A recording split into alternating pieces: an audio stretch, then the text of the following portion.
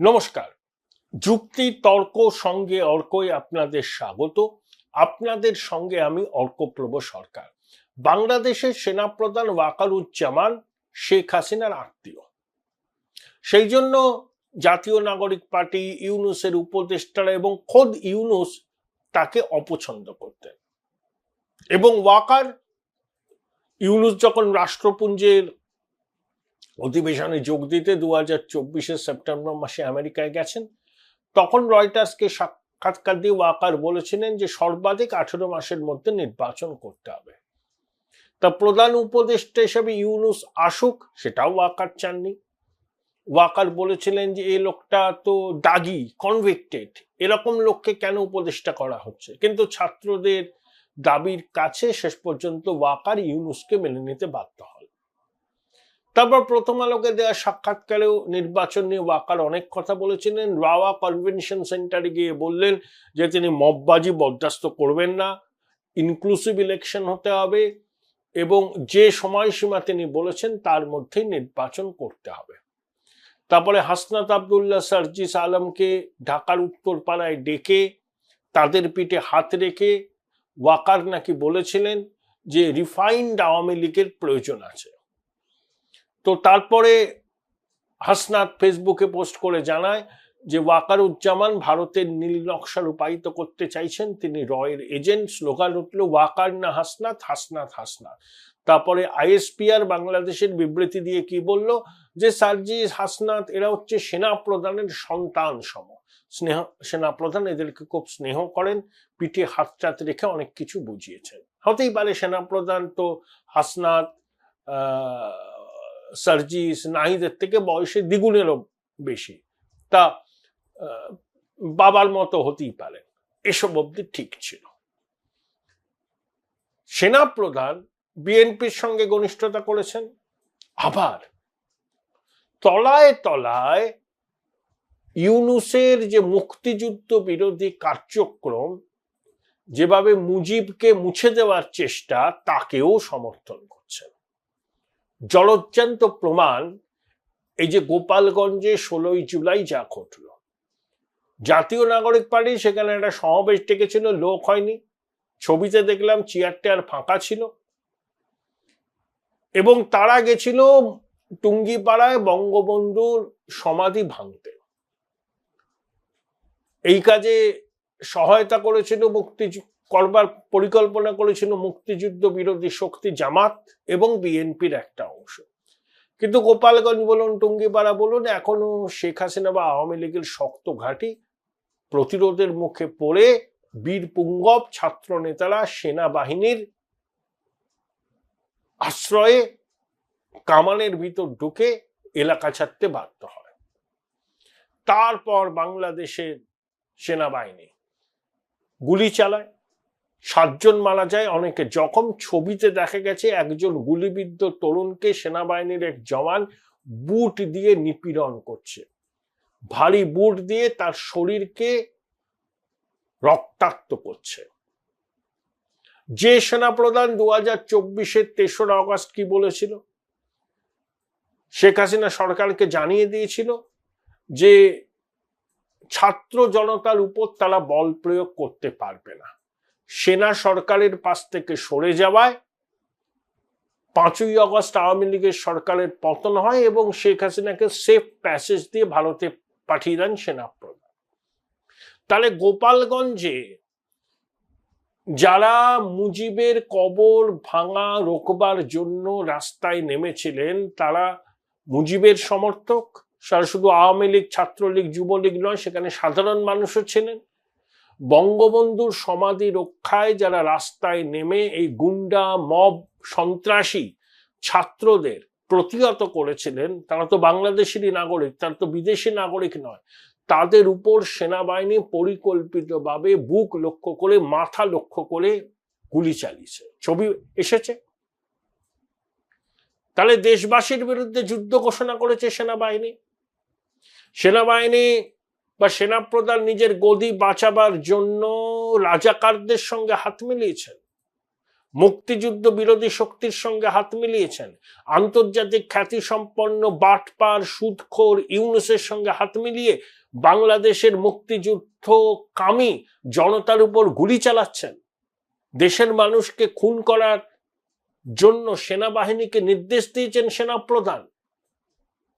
তাহলে ওয়াকার তো রাজাকার,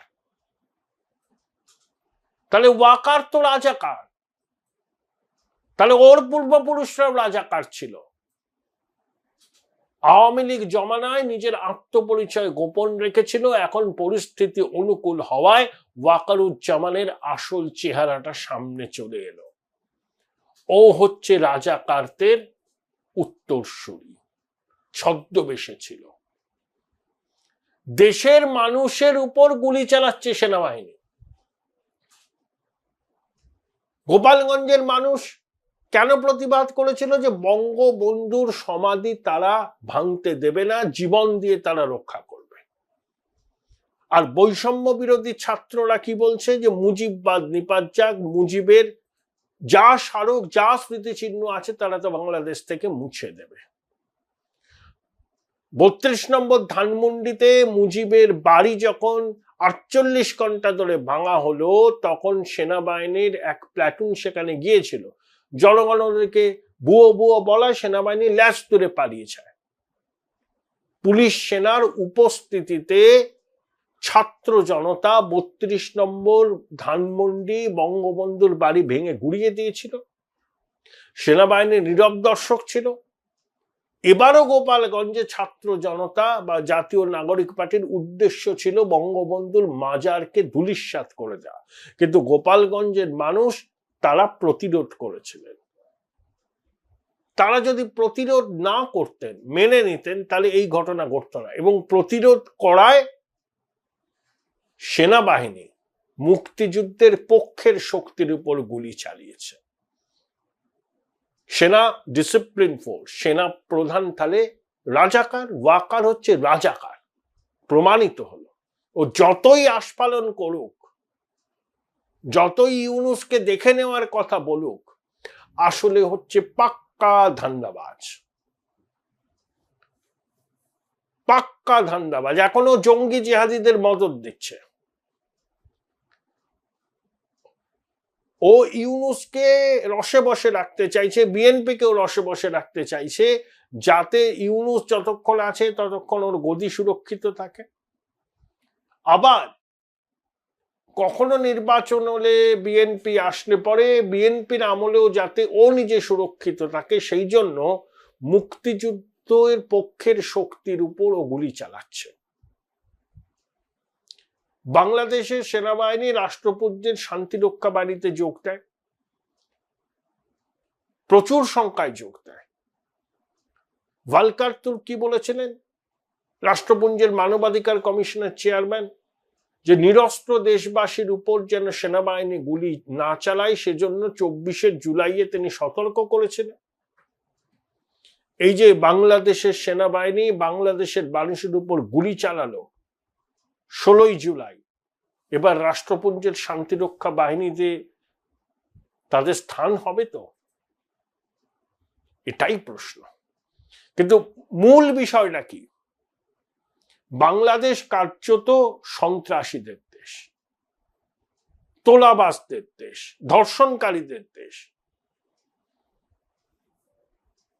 বৃহৎ প্রতিবেশী হিসাবে আমাদের উদ্বেগ আছে,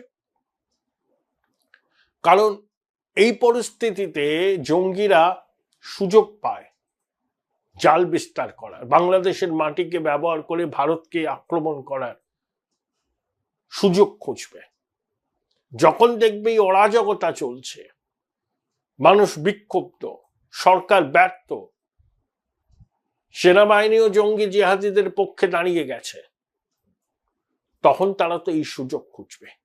এটাই আমাদের উদ্বেগের বিষয়, আর কিচ্ছু না। বাংলাদেশের অভ্যন্তরীণ বিষয়ে আমাদের কথা বলার কি আছে? কিন্তু ওই যে ৪,০০০ কিলোমিটার দীর্ঘ সীমান্ত আছে, পশ্চিমবঙ্গের মানুষ আর বাংলাদেশের মানুষের ভাষা, খাদ্যাভ্যাস, সাংস্কৃতিক বিষয় মোটামুটি মোটের উপরে এক।